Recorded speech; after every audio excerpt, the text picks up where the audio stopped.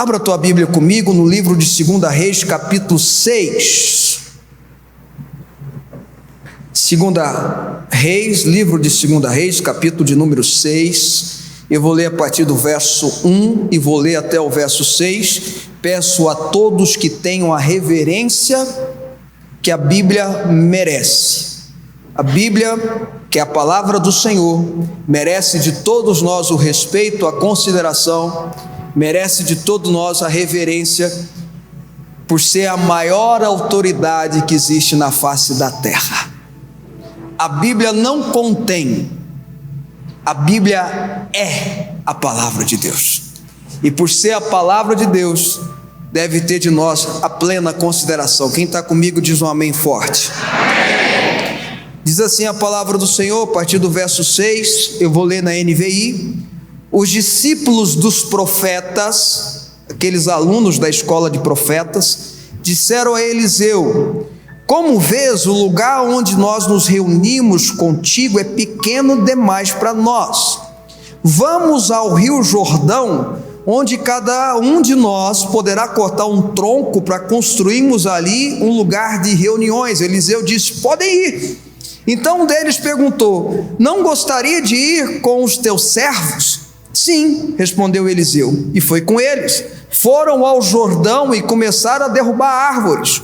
Quando um deles estava cortando o tronco, verso 5, o ferro do machado escapuliu e caiu na água. E ele gritou: ah, meu senhor, era emprestado.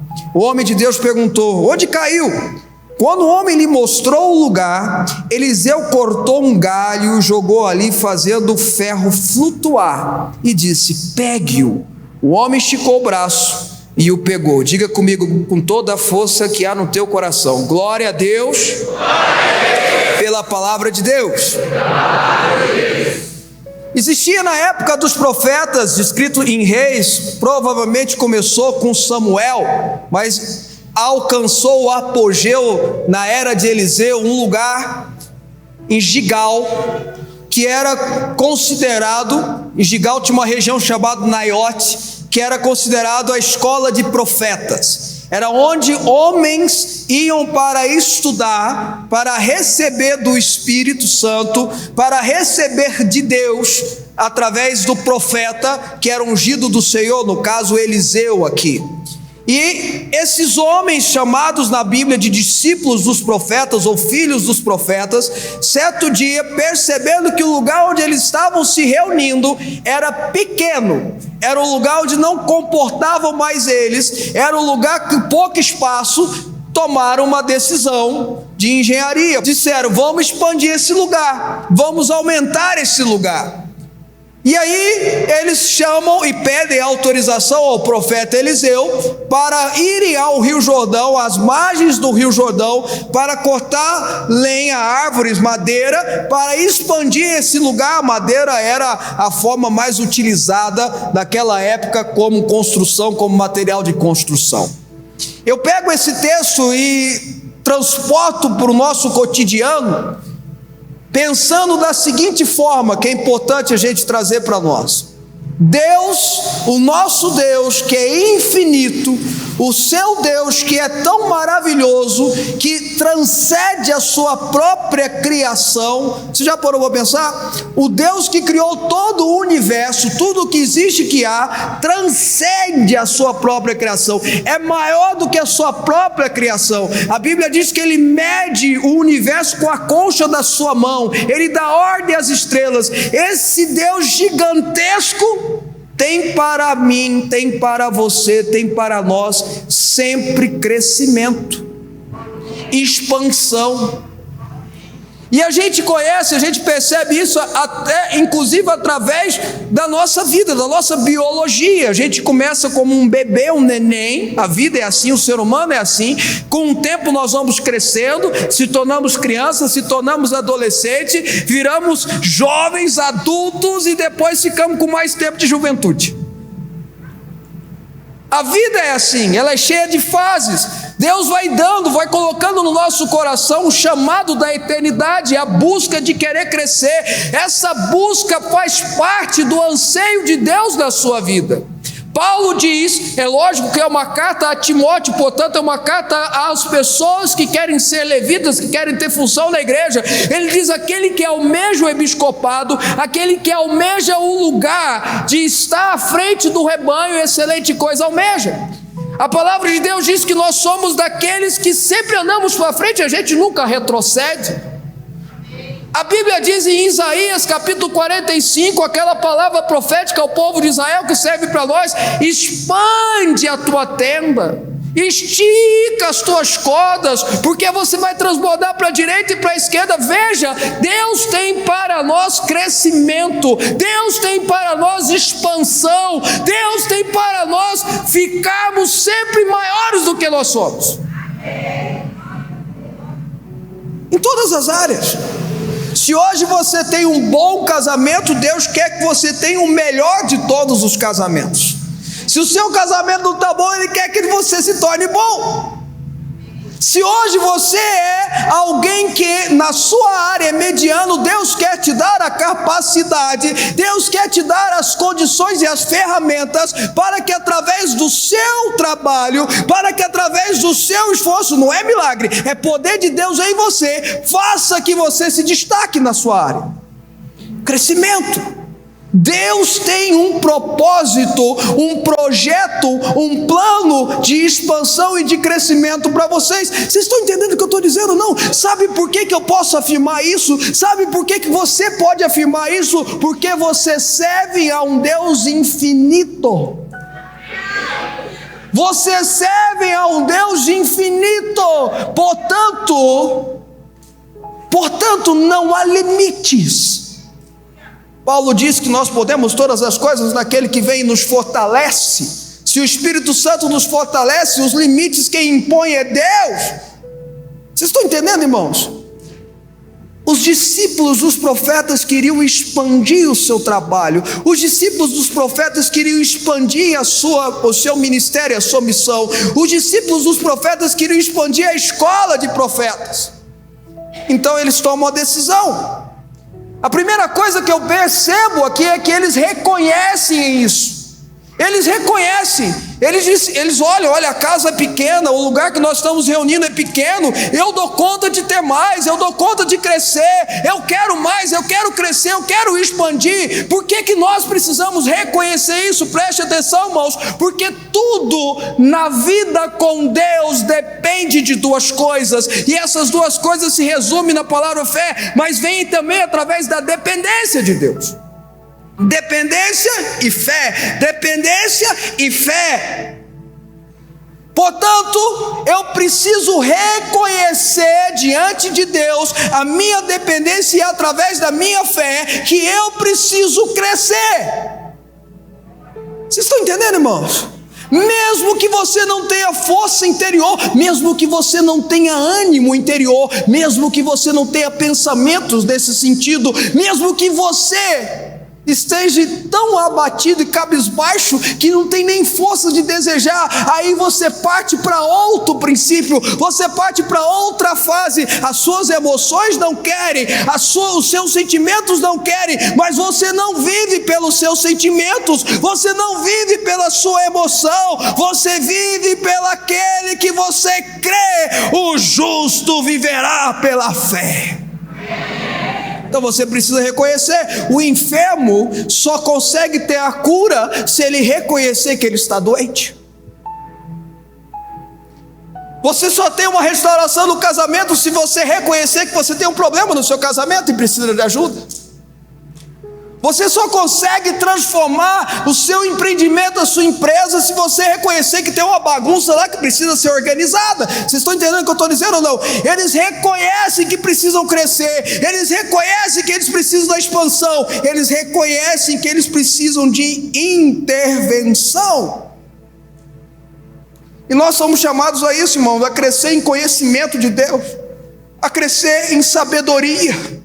A palavra do Senhor é muito clara no livro de Provérbios. Deus, em vários capítulos de Provérbios, Deus está nos chamando, Deus nos quer que nós cresçamos em conhecimento, cresçamos em sabedoria, cresçamos em entendimento. É necessário também pagar-se um preço. Eles tiveram que ir para as margens do Rio Jordão e cortar madeira. Eles tiveram que ir lá e cortar madeira. Imagino que tiveram que carregar aqueles troncos pesados. Tiveram provavelmente uma certa engenharia para aquela época de puxar para levar para onde era o lugar onde eles se reuniam, que não era tão perto, tinha uma certa distância para caminhar. Eles tiveram que pagar um preço. Uma vez eu ouvi essa frase e eu achei muito interessante. É do T.D. Jakes.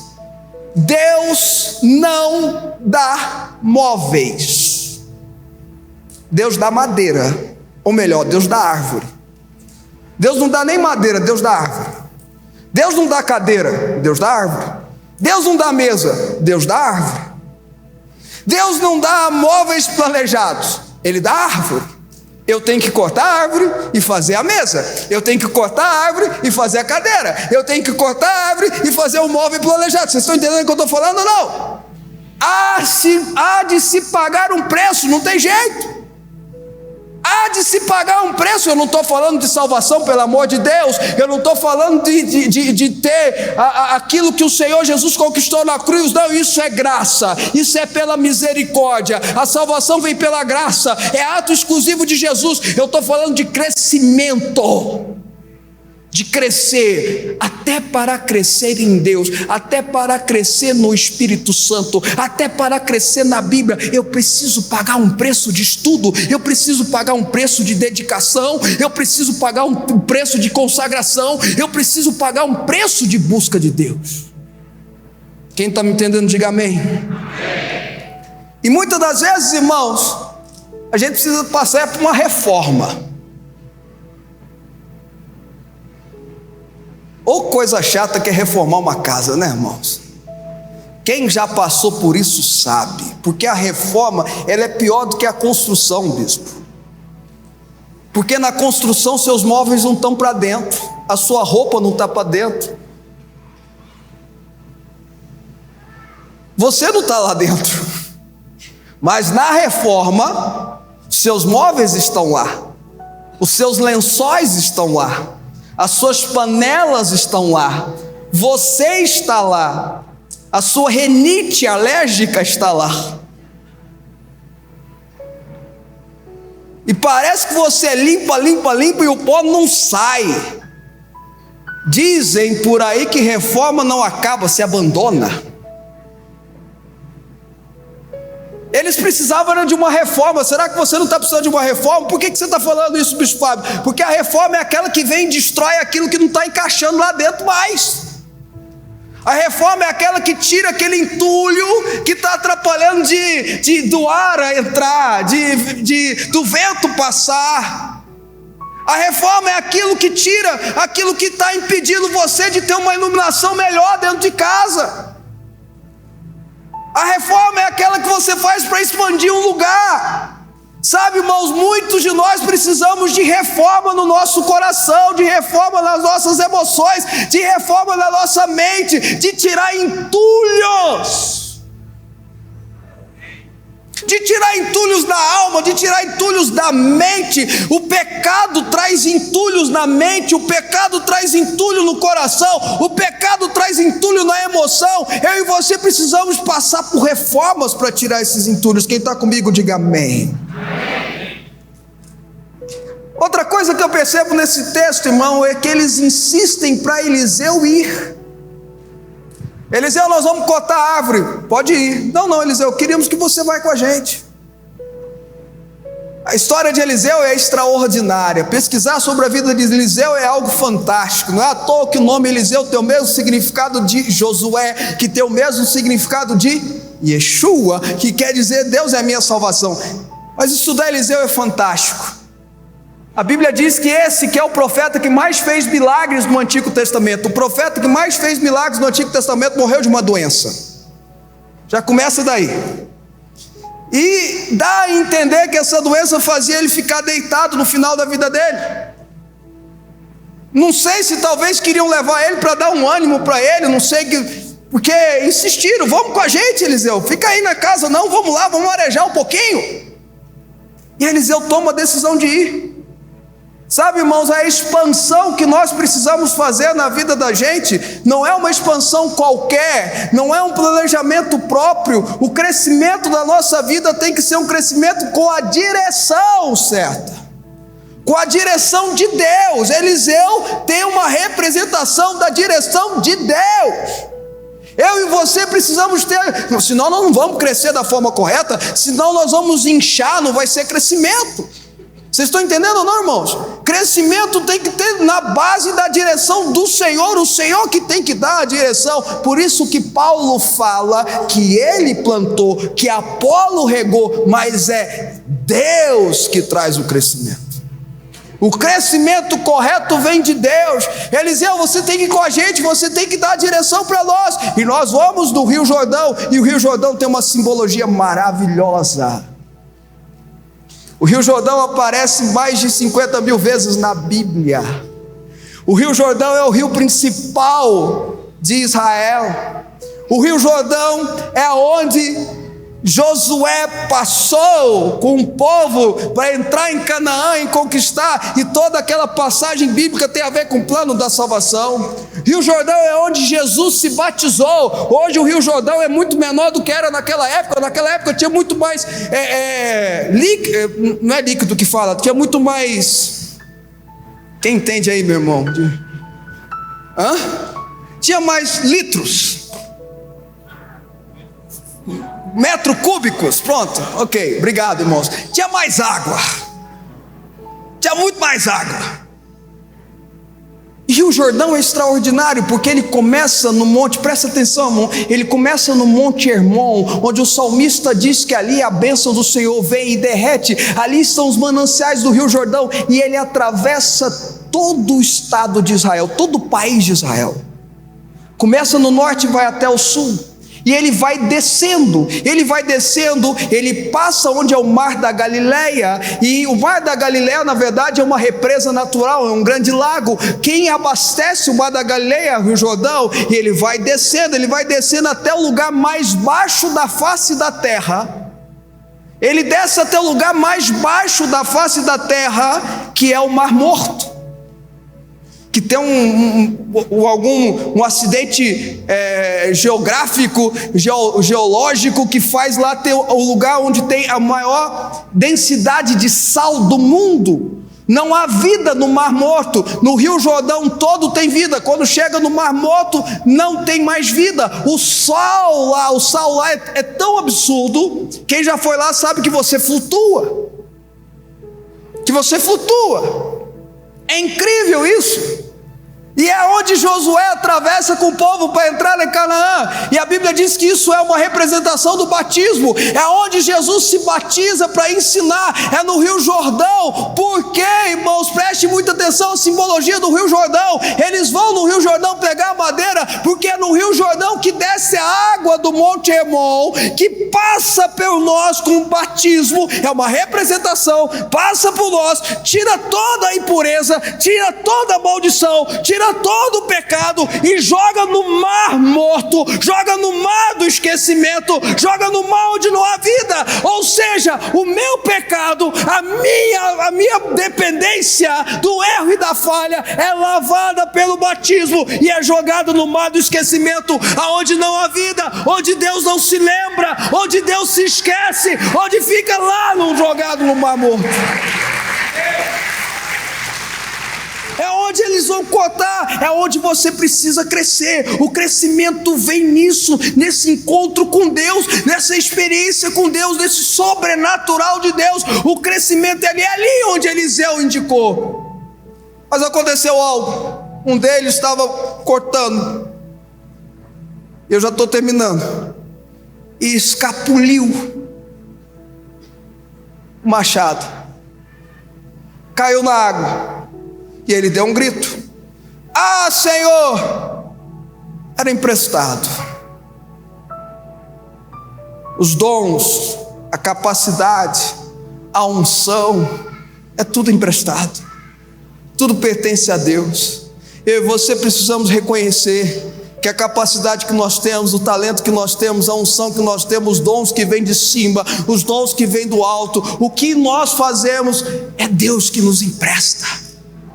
é Deus que nos empresta, mas ele perdeu. Ele perdeu fazendo a obra dele. Ele perdeu no processo de crescimento. No processo de crescimento, às vezes a gente perde, a gente erra, escorrega na banana, falhamos como marido, falhamos como pastores, falhamos como pessoas, falhamos como cônjuges, falhamos como pais, falhamos como empresários, homens de negócio, falhamos. Aquilo que Deus emprestou para nós, a gente perde. Aquilo que Deus emprestou para nós cai na água. Ah, meu Senhor, era emprestado. Me ajuda porque era emprestado. Me ajuda na minha falta de fé. Me ajuda porque eu perdi. Me ajuda porque eu escorreguei. Me ajuda porque eu errei. Eliseu pergunta: aonde você perdeu? Me aponte aonde você perdeu. Isso aqui é um princípio muito importante, porque quando nós erramos, quando nós falhamos, nós precisamos ir aonde nós erramos, nós precisamos ir aonde nós falhamos para consertarmos o erro que nós fizemos. Isso é um princípio bíblico. Onde você perdeu? Aonde você perdeu aquilo que Deus te concedeu? Aonde você perdeu? Onde você errou? Você precisa voltar aonde você errou. Você precisa pedir perdão para quem você ofendeu. E esse negócio de pedir perdão para quem ofendeu é algo terrível, mas mais terrível ainda, segundo a palavra do Senhor, é não perdoar aquele que está pedindo perdão para você.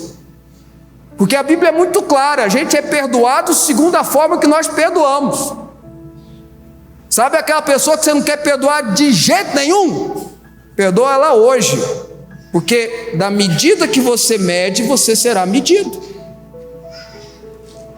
A gente precisa ir onde erramos. Onde foi? Ele aponta: caiu ali, meu Senhor, caiu ali. E Eliseu corta um pedaço da árvore, um galho, e joga, e espiritualmente aí acontece o milagre. Vem à tona aquilo que foi perdido. Eliseu fala: estica a mão e pega. Ele esticou a mão e pegou. Ele esticou a mão e pegou aquilo que era emprestado. E aí vem o cerne da mensagem hoje. Até agora foi só a introdução, mas a mensagem é 2 minutos, fique tranquilo. Você serve um Deus de segundas chances. Você serve um Deus de recomeços. Você serve um Deus de recomeço, de segunda, ou de terceira, ou de quarta chance, é pela graça. Você serve um Deus de recomeço, e a Bíblia é cheia de personagens que perderam um machado e que acharam onde erraram o machado e voltaram a ser instrumento na mão do Senhor. Sabe, queridos, veja o caso de Moisés. Subiu no monte 40 dias e 40 noites, jejuando, orando e buscando. Ele não ficou dormindo, descansando não. Ele ficou buscando, recebendo de Deus, vigília, oração. O fogo desceu do jeito que você quiser. Os mais tradicionais falam que ele refletiu. Os mais pentecostais dizem que ele pediu fogo. A glória de Deus veio, Deus falou com ele, e aí Deus entrega para ele 2 tábuas, não é assim? Escritos os 10 mandamentos. Ele desce, chega lá no arraial, o arraial estava tudo desviado, Arão desviou, estava todo mundo idolatrando, adorando um boi de ouro lá, todo mundo desviou. Moisés fica com raiva, a Bíblia fala isso, Moisés fica com raiva, Deus não mandou ele fazer isso, ele quebra, pá. Deus: tá bom, Moisés. Aí ele vai lá, condena o povo, faz aquele escarcéu, santifica o povo, e aí Deus vira para ele e fala: sabe o que? Agora volta para cá, Moisés, e traz, olha o que está escrito na Bíblia, e traz 2 pedras para escrever, porque quem quebrou foi você. Traz 2 pedras, porque está escrito isso na Bíblia, porque quem quebrou foi você. Deus fala para Moisés: quem quebrou foi você, eu não mandei você quebrar. E Moisés sobe e fica mais 40 dias, 40 noites, teve que começar tudo de novo, buscando a Deus, buscando a Deus, buscando a Deus. Depois ele volta com as 2 tábuas. Deus foi um Deus de recomeço. Elias, naquela fase de depressão dele, Elias passou por uma fase de depressão terrível. Ele entra dentro da caverna e Deus fala: o que você está fazendo aí, Elias? Sai dessa caverna, rapaz. E no final das contas, eu estou fazendo um resumo, Deus fala para Elias: vai lá e unge um novo rei da Síria, vai lá e unge um novo rei de Israel, vai lá e unge Eliseu, profeta, no teu lugar. Deu essas 3 ordens. Sabe quantas dessas ordens Elias cumpriu? A pastora Mônica falou o correto? Nenhuma. Isso para o Fábio, você está falando mal de Elias? Não, eu estou falando da Bíblia, irmãos. Quem sou eu para falar de Elias? Ele não ungiu um novo rei da Síria, ele não ungiu um novo rei de Israel, e passou por Eliseu e não ungiu ele, não, jogou o manto. Ó, pega, que agora a bola está com você.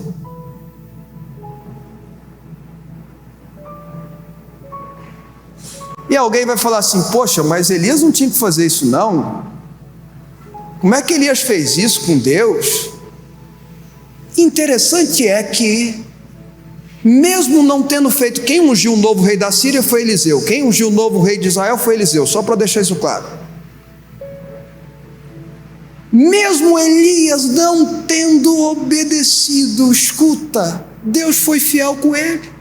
Porque a Bíblia diz, em 2 Reis capítulo 2, que Elias, o profeta, subiu num redemoinho, passando cavalo de fogo para lá e para cá, ele não morreu. Sabe o que eu entendo com isso? O investimento que Deus fez em Elias, Deus não jogou fora. Deus não descarta o investimento que Ele faz em você. Mesmo que você não seja fiel a Ele, Ele continua fiel a você. Ele não joga fora o investimento que Ele fez na tua vida, o investimento que Ele fez no teu espírito. Ele é um Deus de segunda chance, Ele é um Deus de recomeços. Pedro negou Jesus 3 vezes. Pedro, eu não gosto que falem mal de Pedro, eu sou do time de Pedro, mas ele negou Jesus 3 vezes. Os outros tudo fugiu, mas ele foi até o último momento, vocês lembram? Depois dele só João, que foi na crucificação. Negou Jesus 3 vezes. Jesus aparece para ele, e a Bíblia é muito clara, em 2 Coríntios Paulo fala isso, e a Bíblia é muito clara, que Pedro foi o primeiro homem a ver Jesus ressuscitado. A primeira pessoa, a primeira mulher foi Maria Madalena, mas o homem foi Pedro.